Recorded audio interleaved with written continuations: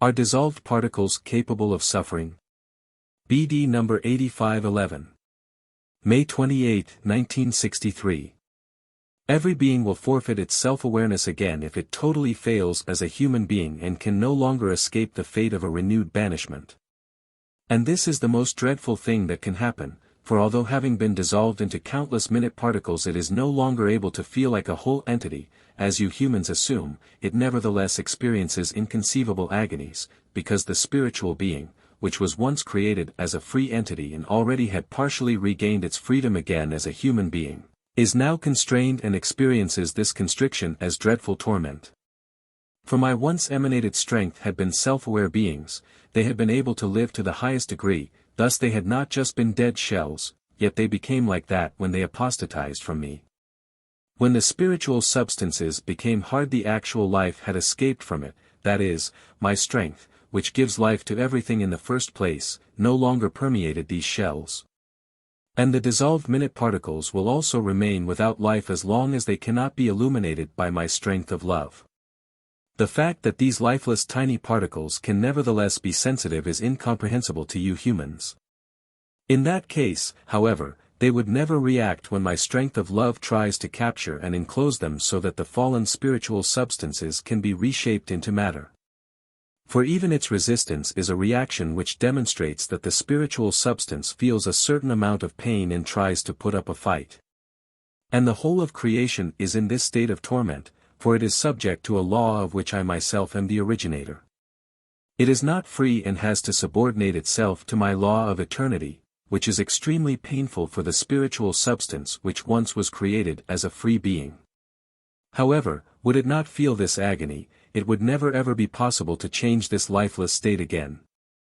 You humans will never be able to understand this, but you should believe it, otherwise you would not need to fear a descent into the abyss, and you would be completely indifferent as to what will happen to you after the death of your body. On earth you have your self-awareness again and are free up to a certain degree and yet not entirely happy as long as you have not found unity with me by completely handing yourselves over to me. Nevertheless, as long as you are alive you can still attain the latter. If, however, you lose your self-awareness again then you will also lose all freedom, your activity will be determined by my will once more leaving you unable to use any will of your own, you will be bound within deepest darkness without knowledge of your existence, because you will be dissolved and only perform those functions which your God and Creator has decided you should do. And if you, in a mature state of soul, are one day able to view this long period of time in the state of compulsion, then you will also know about the inconceivable agonies your soul had to endure in the countless forms, and you will also understand why my love is constantly admonishing and warning you in order to spare you this appalling fate. For you cannot vanish again into nothingness, and because you are immortal, albeit dissolved, then that which remains will never be insensitive either. You humans should only ever content yourselves with the information I convey to you as truth.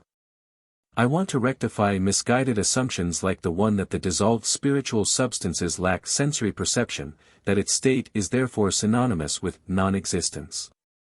Then the process of development would not be a maturing until the state when it receives its self-awareness again as a human being, for all spiritual beings only redeem themselves by way of suffering in being of service, both before their incarnation as a human being as well as during their human existence.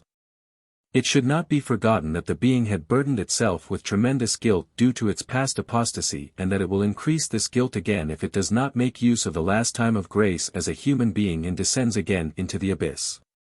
And although a complete redemption through the being is not possible, it will nevertheless have to make amends and suffer for as long as it is not released from this guilt through Jesus Christ's act of salvation. To accept Jesus' work of grace and compassion is the human being's task in his earthly life, and therefore he could easily ascend. If he fails and rejects all help from above, if he descends again into the abyss, then it will also be understandable that his path of suffering will start again when the soul is dissolved again and the path through the creation starts all over. And neither will the suffering come to an end until the immense guilt is, sooner or later, redeemed through Jesus Christ, when the human beings will is ready to take the path to the cross and to appeal to him for forgiveness of his guilt. And this great blessing is at the disposal of you humans on earth. If you don't use it and pay no attention to it, then your suffering will not come to an end, for you are very distant from me, your God and Creator, and that always signifies lack of freedom, light and strength, and consequently you will not be happy either. Amen.